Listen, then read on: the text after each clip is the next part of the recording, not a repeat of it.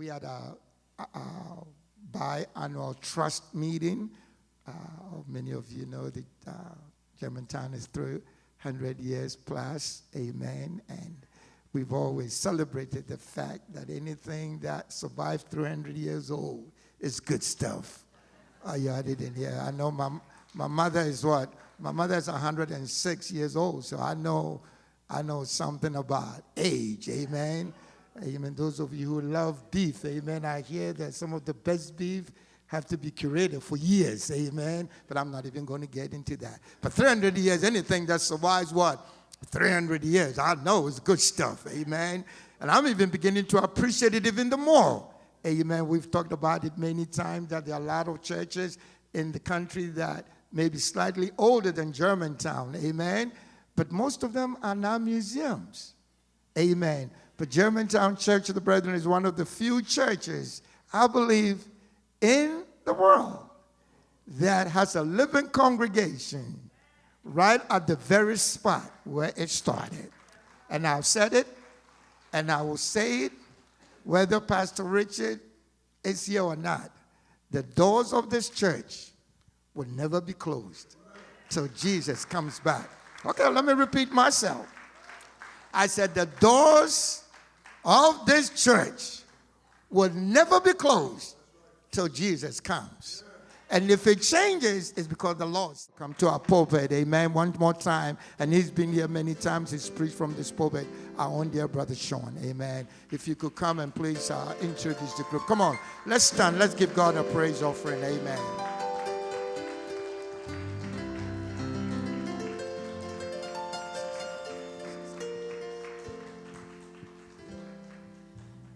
You can sit on my account. I just want to say, I'm Sean. I work for the Church of the Brethren denomination. I have an office in Elgin, Illinois, but I live in Kansas. And I ask you to pray for me and my family as I travel. And I have a son at home who needs extra care, and so it's always a little hard for me to travel. So if you pray for him, I would really appreciate it. I didn't get a call at 7 p.m. last night. I got a call at 10 p.m. last night. So you guys must be better off than me. I don't know. I'd like to introduce those who came.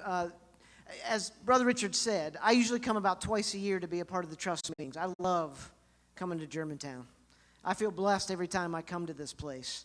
And not because there's famous spiritual ancestors in the cemetery, but because there are living saints in the seats. And I am blessed by you all every time I come, and I really appreciate it very much.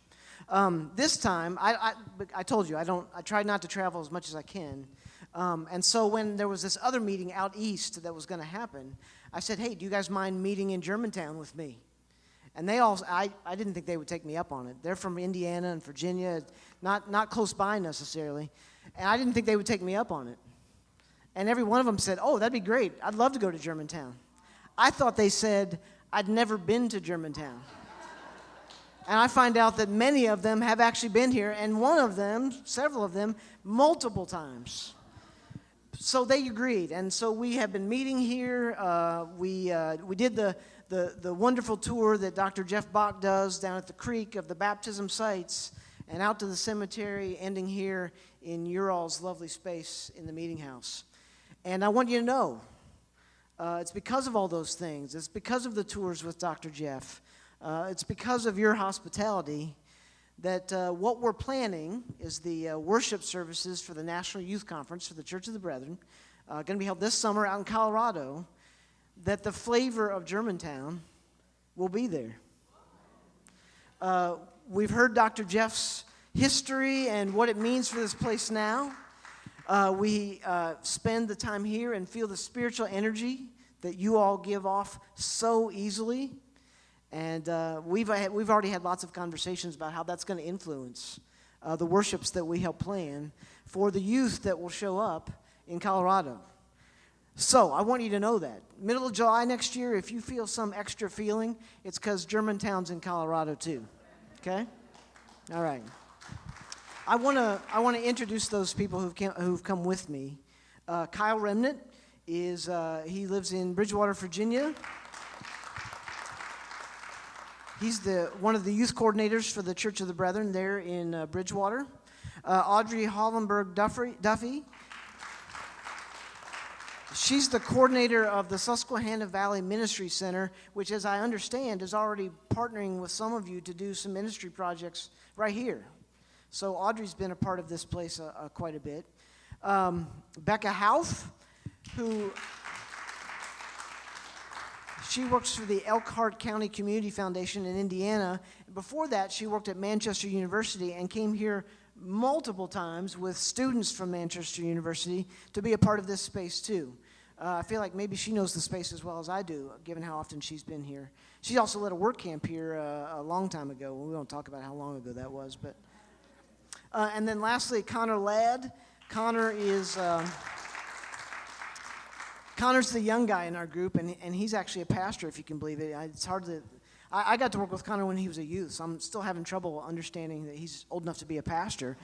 But he's a pastor at the Peters Creek Church of the Brethren, which is outside Roanoke, Virginia. We really, really appreciate your hospitality, your willingness, Pastor Richard, to have us meet here. It wasn't necessarily planned that this is where we would meet this spring, but it's been great. And it's given me a gift that I only have to travel once to the East Coast this spring, which I appreciate too. You handed the mic off to somebody who's been a pastor, so you don't get it back easily.